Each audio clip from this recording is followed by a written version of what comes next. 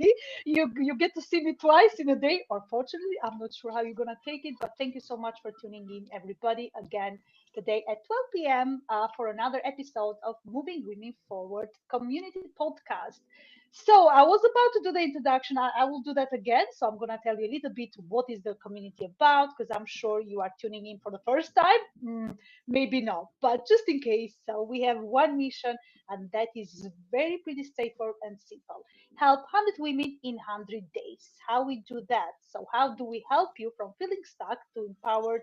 We do that by amplifying your voices through strategic and expert-led support, visibility opportunities, and why not meaningful networking. Meaningful networking has become a cliche, but it is what it is. So we want that to be as much as strategic and intentional, to the point. So talking about meaningful networking, today we have a special guest. I have a special guest. I'm gonna take the I stand today. I have Sarah today. Sarah is one of the speakers in one of the panels we have held, like panel discussions in one of networking events. I think back in January, Sarah. Uh, Without further ado, I'm going to leave the floor to you to do the introductions and say us more about what you do, what's your mission and your vision, and most importantly, your passion in helping women or allies or whoever is women enthusiast and supporter build their business. Sarah, the floor is yours. Good morning. Thank you so much for having me on today. I'm so excited about this because I think we are united in our passion about supporting women and supporting women getting ahead and having their own platform to really shine. So my business is called Ikonology. I'm Sarah Bennett-Nash, the founder, and we really do this type of work. So we use podcasting as our conduit to help people find their stage. And I love podcasting so much because this is where the deep conversations happen, where you build trust and authority. So everything that we do in Iconology is really grounded in that whole piece around building trust and authority on behalf of our clients. And I think that's what we're going to talk about a lot today in terms of the frameworks we use in our business and how we help people find their platform to be able to get their message out there and have the impact that they're looking for. Time to unmute myself. I was expecting a bit of a longer intro. I was sitting comfortably, but that's not the time, right? So we were talking earlier, a few minutes ago, before streaming live today. We were talking with Sarah about moms and parents. So it doesn't matter moms, but I was thinking instead of moving forward community, I might throw in another community that's called moving moms forward Yeah, moving community. mums How forwards. to, Don't we need yeah, that? I know, because we're stuck in our daily life, in daily routine, and we often forget how to turn our stories into a signal, right? So we want to send that message that draws people in the right place, in the right spot, in the right group, in the right room. So Sarah, tell us a bit more. How can we do that as moms, as parents, as women, as supporters, as enthusiasts? Doesn't matter. We're not gonna label today. Well, I absolutely love this question because stories are the way that we really deeply connect with people. And that's where we build this commonality between us, where we realize we're not all so different. We're all building towards the same thing, essentially. And stories just bring us together to be able to do that. As a mum, I mean, we all have stories, right? We've just had half term and we've been juggling, building businesses, working, and the children, and it's all a lot. So there are so many connection points that bring us all together to share those types of stories. And I think that is really how we grow our communities. And ultimately, that's what we're looking to do, isn't it? It's to grow our communities, to really think about how many people that we can help and support along the way. Now, stories are really important to us at Iconology because we really ground everything through identifying those really unique stories that set you apart from everybody else. Like, what makes you different and what is going to help you connect with your audience. And that's really where it starts. We help people create their own story bank And so you're never looking for the important stories that anchor you and your business and showcase what you can do. We have that story bank ready to go so you can reel them out at any possible opportunity. And so people will connect with that. And then it helps them really understand how they can work with you to really move a business forward, or whatever the bigger goal is. Quite frankly, stories are just foundationally important to everything that we do, and that's a lot of the work in terms of uncovering those stories and then putting them into a framework that really enables people to be able to connect with those stories and understand and help it feel relatable to your audience. That's a great approach. But so we always say, oh, my message is not working. I'm throwing in so much time. I've put effort. I've spent, I don't know, XYZ hours. Probably no one is tracking the time here, Mm, but it's a good way also to track, have a data insight on how it's working. Anyways, going back to the message. So people feel like, oh, I've put so much effort. I'm not getting anywhere. But why visibility is being seen such a challenge, such a difficult step? So why people are mm. so overwhelmed with it? Yeah, I totally understand that, because I think we've all gone through phases where we're just shouting into the void and nothing's really sticking. And it's often just because we haven't been brave enough to really narrow down who it is we're speaking to.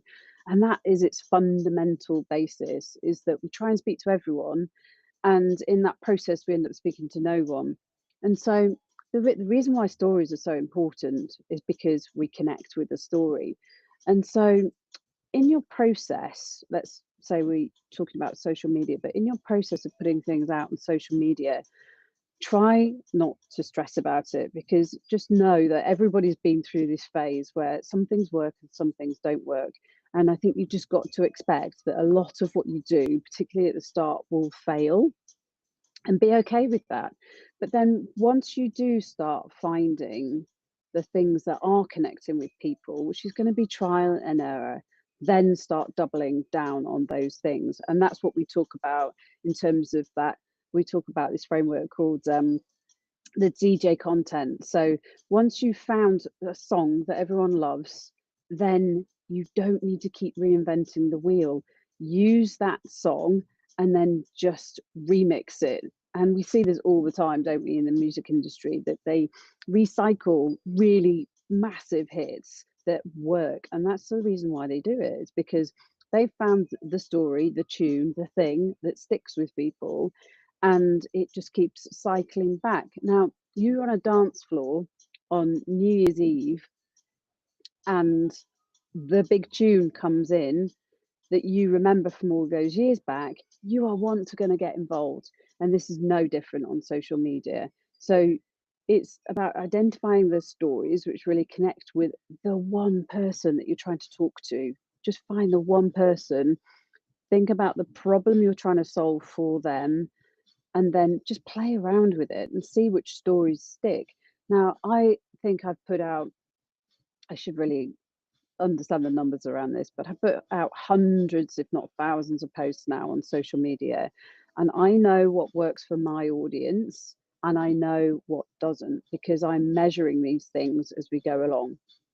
Now, all of the big platforms now have insights and data that you can drill into.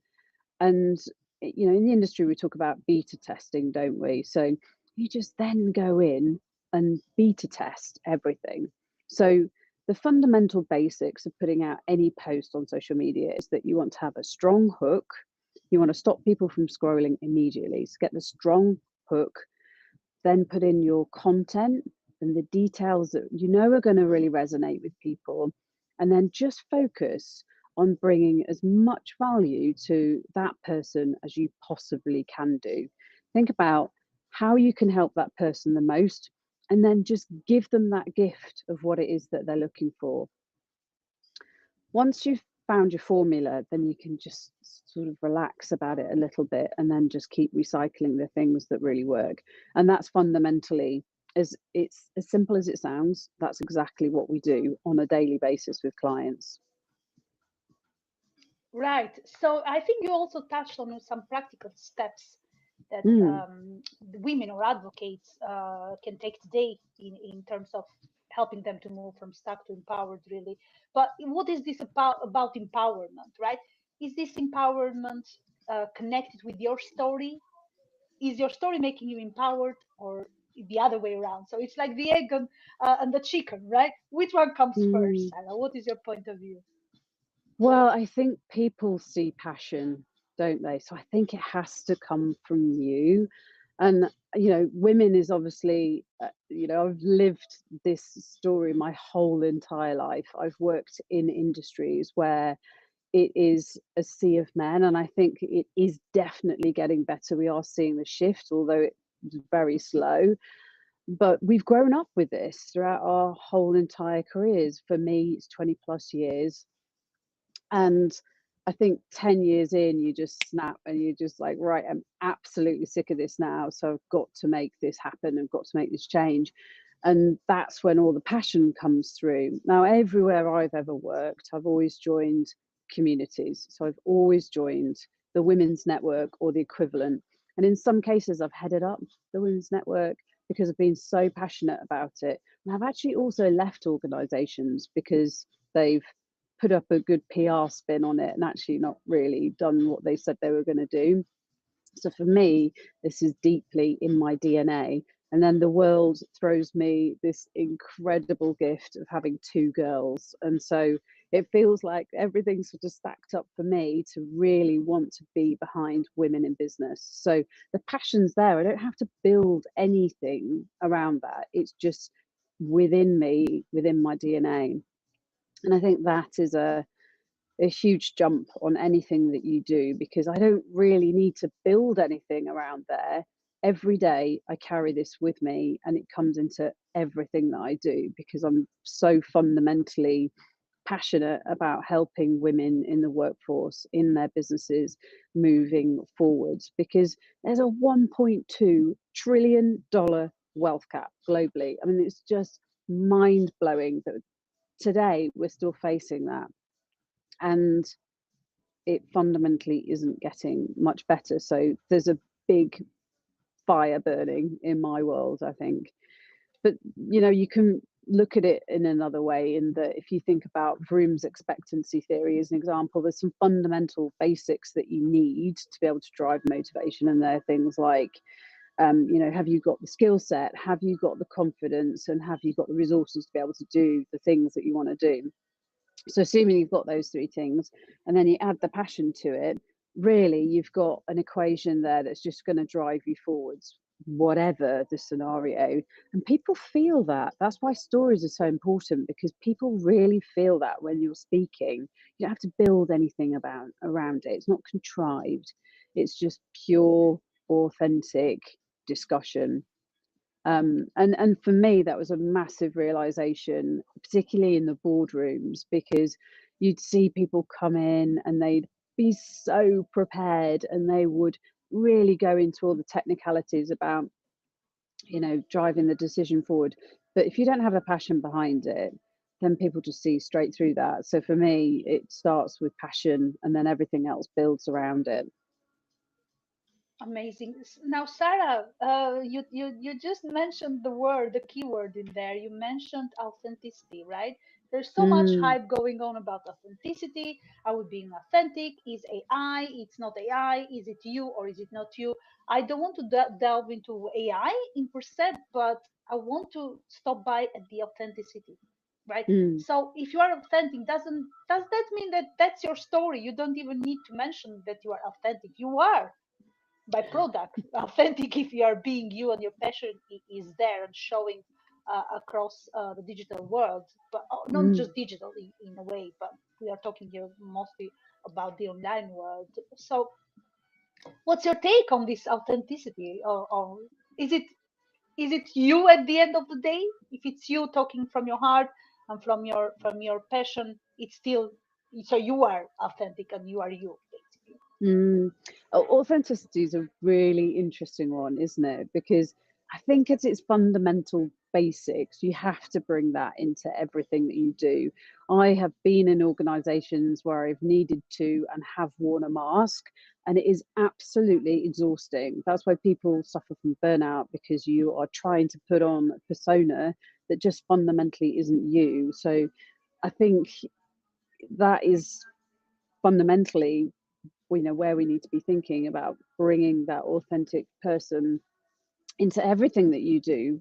But there is a but here, because I can't always turn up authentically for my clients, as an example. So if I'm having a particularly bad day, I haven't slept the night before, there's been a number of disturbances in the night, whatever it might be, I still have to show up and deliver the best for my clients. So in that type of circumstance, can I be authentically me in that moment? Arguably not, because I'm knackered and I just haven't, I don't want to bring all of that drama into their world. I want to be what they need in that moment. So I think it's a balance across both. Be yourself, but in the moments that need it, you do actually have to switch on something extra special, I think. And that's why I go back to passion, because for me, in that moment, in the example I've just used, my passion drives me through, because I'm doing the best for my client in that particular moment. So I think it is a bit of a balance of both. I saw a post on Friday last week, which was about an article that they'd read around how people shouldn't bring their authentic self into work. And that annoyed a lot of people, and I saw that sort of shining through in all the comments. I can see why, but the point is that there are circumstances where you just have to be and have to bring that best person to the table. And so you can't always be authentically you in that minute. Sometimes you do have to put on, like an actor would get into character and then they go for it, right? This is no different, really, for me anyway. Yeah, but I guess as long as it doesn't transform your passion, your vision, or your mission, it doesn't affect or it doesn't go against your core values, then I think that is not being inauthentic. That's being authentic, but with a cape, a little cape, like Mm, you're going to do your show with a little cape. So that's I think it's part of the journey. Also, it's part of being flexible and adjusting. So yes, going back a little bit to how to crack that visibility code, right? By being authentic, mm, inauthentic, however you want to call it, but so people are there looking at cracking this visibility code. We have spoken in the panel discussion back in January when you were one of the amazing and brilliant guests. Uh, Not just guest speaker, not any guest. Excuse me for that. But yes, so we want all to be as much available, but with less effort. So we are relying on AI, we are relying on automations. What's your take on this visibility mm. code? What is the visibility code, first of Well, all? for me, the visibility code is our Ikonology framework. So that is the fundamental basis of everything that we bring to our clients. So it's across its fundamental basics, it's about really understanding the impact you have. So, what is uniquely you that you bring? It's your identity, and how is that going to make the impact in your industry? It's about knowledge. So, knowledge driven credibility. And this takes a little bit of the intensity out of your delivery, I think, because when you know your stuff, when you are a subject matter expert, a lot of that will just flow. But it's understanding how you can use that knowledge to build credibility. But that's fundamentally important, that you know your stuff, right? Because at the end of any outcome of posting on social media, as an example, you want something to happen, you want an action, and that needs to come back to you really knowing your stuff. And actually that's really linked to authenticity, right? So you can stand confidently behind what you are delivering. So think about your identity and what impact that has. think about the knowledge that you have and how you can bring all of that together. The O is around opportunities, because we want to really craft those opportunities, not just wait for them to blow in the winds and land in your inbox. We want to really map that out in terms of what those opportunities look like. And for me, that's super important. And it's a step that people often overlook. But know what your goals are and really understand exactly what opportunities that you are looking for as a result of everything that you do. So you're really focusing your time where it needs to be. Particularly when you've got a million other things going on, right? Which I think a lot of us do. Just personal life, managing family, all of that good stuff. You want to know that you're investing your time for the right opportunities. The next piece of this is the N, which is narrative. And that's why we work on building this bank of stories with clients so that they can bring out their narrative that will really drive forwards that impact and be sticky so people connect with your message and what you are talking about, that drives your business or your career forwards, whichever bucket you might be in. The next piece of this is thinking about influence and thinking about influence at scale. So how can you get that message out there in an effective, efficient way at scale? So we'll look across multiple platforms and we'll figure out, okay, what's working here, what's working there, and then we'll start doubling down on things that are working really well and start tweaking and testing those other areas that need a bit of work. And then the final, if not most important bit of this, particularly for social media, is the consistency. And this is the thing, I think, shoot me down if you think I'm wrong here, but this is the thing I think a lot of people really, really struggle with. And on the outset, it looks and sounds like the easiest thing to deliver, but there's a lot of imposter syndrome that comes up.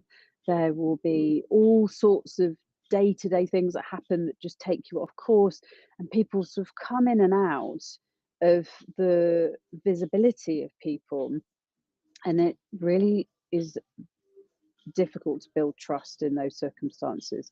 Show up consistently, and there are so many tools now that will help us do this. This is where we love AI and we love systems, right? Because that helps you with the consistency, and so you're not scrabbling around every day thinking about, oh god, what do I have to say today? It's there and you know what that looks like for the week, and then you just add to that with confidence. You don't have to be worrying about what you've got to put out there on a daily basis. Let's use what we've got available to us. But consistency is the bit that converts. And I learned that the real hard way when I was building a business, because coming in and out just means that people, they think about you and then they forget about you.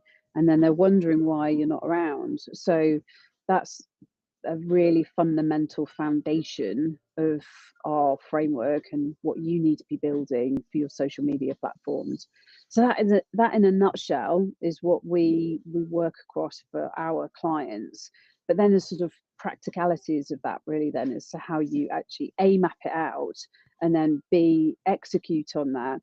And I think that's where mentors and people who have worked in the industry like yourself, they know how to help structure that for people, and they know what works and what doesn't work in this moment, because sadly, and I say sadly, but I think trends actually are quite important in terms of visibility. So you do need to be attached to the experts who can help you with that and get you moving forwards. Absolutely. That's amazing explanation, Sarah, and you've given so much insights on on ways to do that and steps to take in building that consistency throughout your messaging. So we have, I'm sure I'm not sure, but I hope you have seen that we have launched in September our accountability group. It's a co-working space within Moving Women Forward community.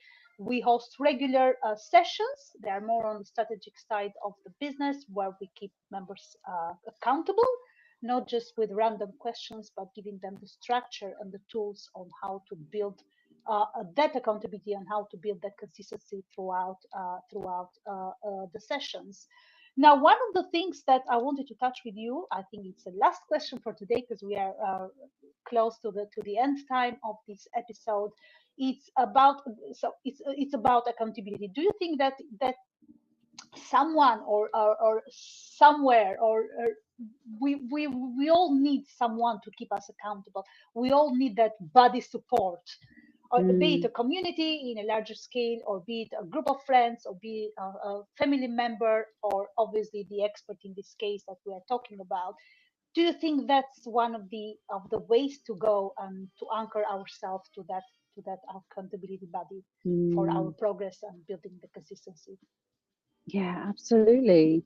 Anything that you're building, it all starts with community. You can't do entrepreneurship, you can't build a career in a vacuum. You have to build in your team, and part of your team is your accountability partners, your peers, and the people that are experts who can help you drive things forward in anything you can think of in life. And business is no different. You will always draw upon the experts to help move you forward. So, for example, I joined the workforce and I joined a women's networking group because I knew that was going to help me network, understand how the organization worked, and actually build the connections that will help me drive my career forwards. I knew that and I got in very early, and it really helped massively because even for things that fall outside of that area of expertise, you've got people who are sounding boards that can help you with things. When I had a baby, my first baby, I joined NCT. For those of you that are in the UK, that's a group of people who are all in the same set of circumstances, i.e., all pregnant, having babies soon, and they come together because they need a support group. And it was amazing how powerful that was. Finding that group, and still friends with some of them today who help with stuff because parenting is hard, right? So you need people around you that know what they're doing and have been through some of those challenges before. And accountability is so fundamentally important. It's just the mindset, not that we are not passionate, that we're not moving forwards, that we're not motivated. It's just having a commitment to somebody else to say, I'm going to do this, and I've told you and I've told the world that I'm going to do this. I'm now kind of on the hook to do it. And it's amazing, if you haven't finished whatever it is that you've committed to on Friday, and you're sort of thinking about it because you've got to deliver it for Monday, and you've got an accountability partner, you will do that thing over the weekend. Where if you don't, you'll just float around. The next week, that's just how our minds work. We're just so anchored to goals, and then the accountability of that goal is the important bit that gets it over the line. So I think those factors are so fundamentally important. Get the community around you, get the people who are experts, who know what they're doing, that can support you in areas that you are probably growing, and then get an accountability partner, because your time to build will be halved. If I don't know the stat, I'm throwing it out there, but it will be at least 50% quicker without a doubt. And it's just nice, isn't it, having someone around that's got your back? It just is great way. I've met a lot of friends through this type of community, whether it's informal or formal, just people who I know that can help. And the days that I'm having a bad day, I can pick up the phone and go, what do you think about this? Can you help me out? And oh, that is just so powerful. It's the drive, it's the push that you need basically Yeah, to get you definitely. going. Amazing. Definitely. Sarah, so we are at the end of the episode. Please tell the audience, I'm sure most of them would know how to get in touch with you, but when we do the streaming across podcasting Yeah. platforms, please tell the audience where to find you, and if you're running any workshop or any webinar or anything that you're running for the time being.